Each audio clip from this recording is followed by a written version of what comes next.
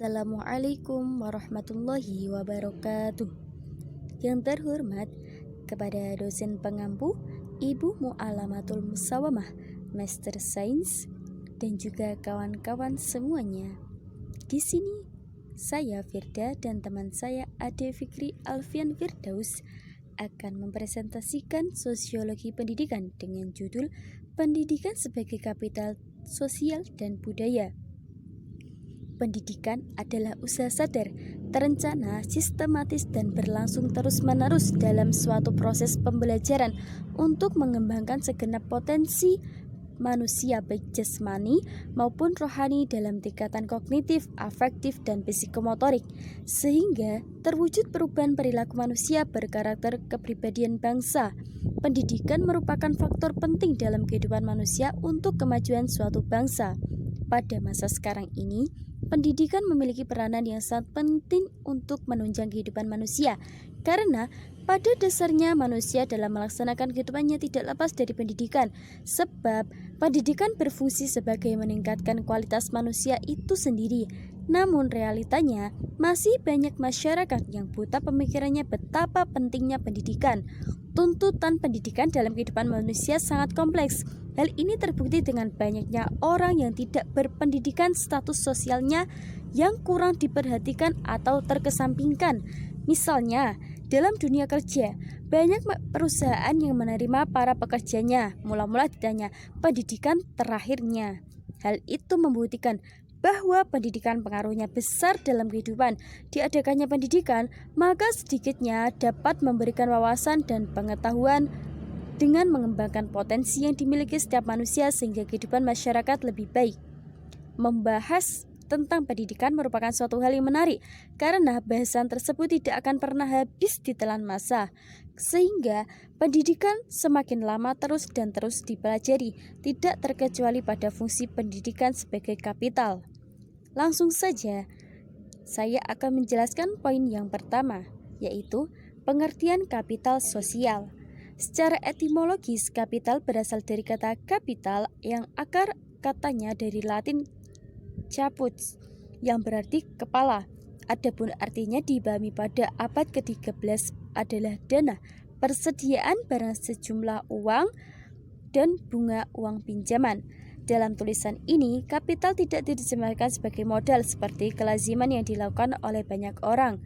Alasannya, seperti dikemukakan oleh Lawang dalam bukunya Kapital Sosial dalam Perspektif Sosiologi atau suatu pengantar, yaitu pertama, kapital Inggris memang berarti modal, boleh dalam bentuk yang digunakan untuk belanja barang kapital fisik atau physical capital goods, yang memungkinkan suatu investasi dalam berjalan.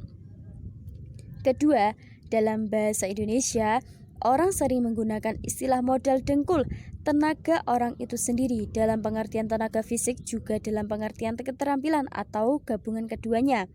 Keduanya tidak dapat dipisahkan karena keterampilan ini hanya dapat diwujudkan dengan menggunakan tenaga fisik dalam penggunaan kalori besar atau kecil.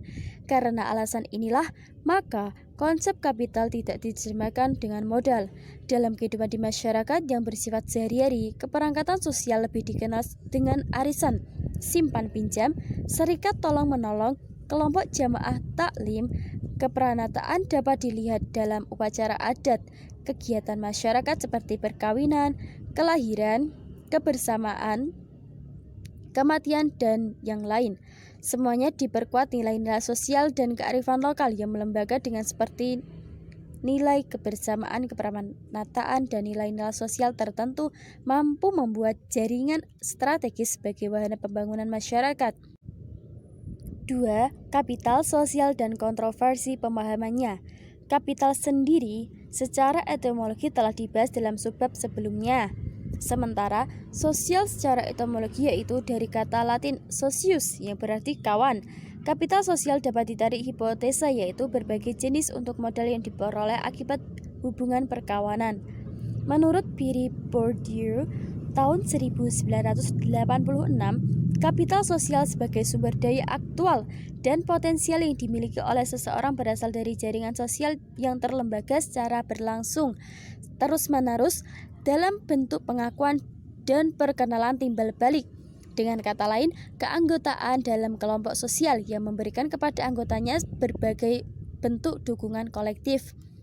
Sementara Robert M. Z. Lawang mendefinisikan kapital sosial sebagai semua kekuatan sosial komunitas yang dikonstruksikan oleh individu atau kelompok dengan mengacu pada struktur sosial yang menurut penilaian mereka dapat mencapai tujuan individual atau kelompok secara efisien dan efektif dengan kapital lainnya.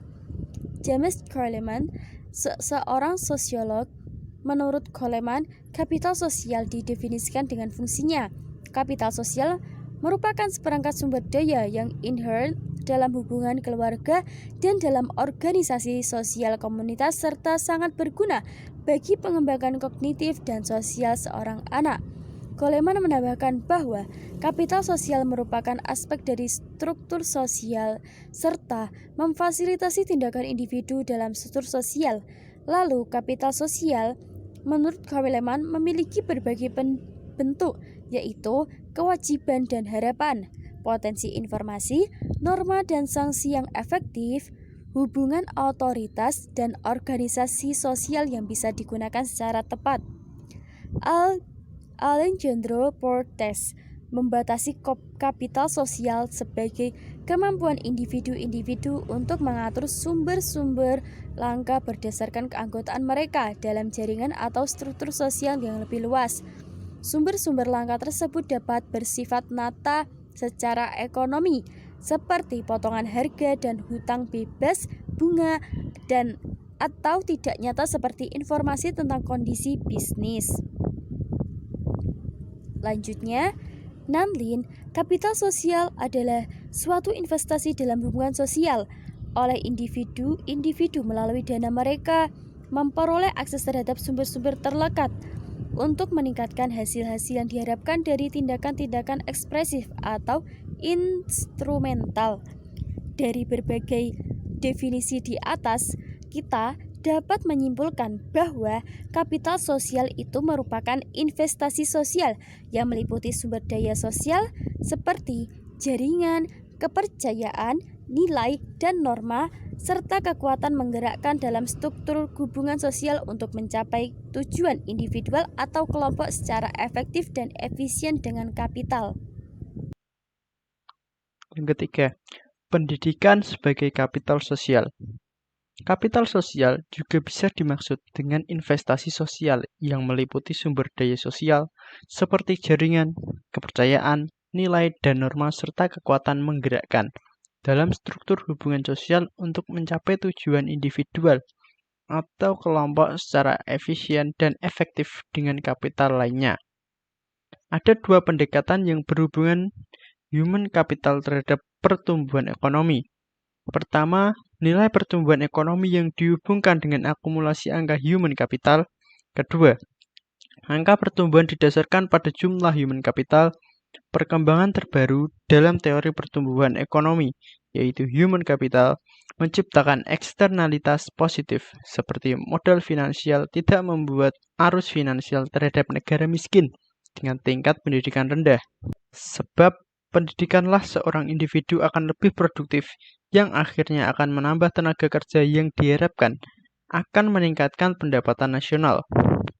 Hal itu sejalan dengan yang dikatakan Atalay bahwa keuntungan khusus yang diperoleh oleh individu dalam mengambil pendidikan, tapi tidak mencerminkan pada masyarakat. Laba ini muncul di cara yang pendidikan memungkinkan individu untuk memperoleh pendidikan berupa peningkatan kemungkinan, produktivitas, dan kapasitas produktif dari kerja di masa depan.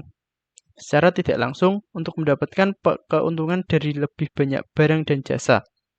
Jadi, perlu kita sadari bahwa pentingnya peranan pendidikan sebagai human capital karena modal manusia untuk tetap hidup bukan hanya ditentukan oleh modal yang berupa materi saja, akan tetapi pendidikan dibutuhkan untuk jembatan menuju manusia yang berwawasan luas, berdedikasi tinggi, dan mempunyai skill yang mumpuni untuk menghadapi tantangan global saat ini. Yang keempat, pendidikan sebagai kapital budaya. Kapital budaya merupakan kepemilikan kompetensi atau pengetahuan culture yang menuntun selera bernilai budaya dan pola-pola konsumsi tertentu yang dilembagakan dalam bentuk kualifikasi pendidikan.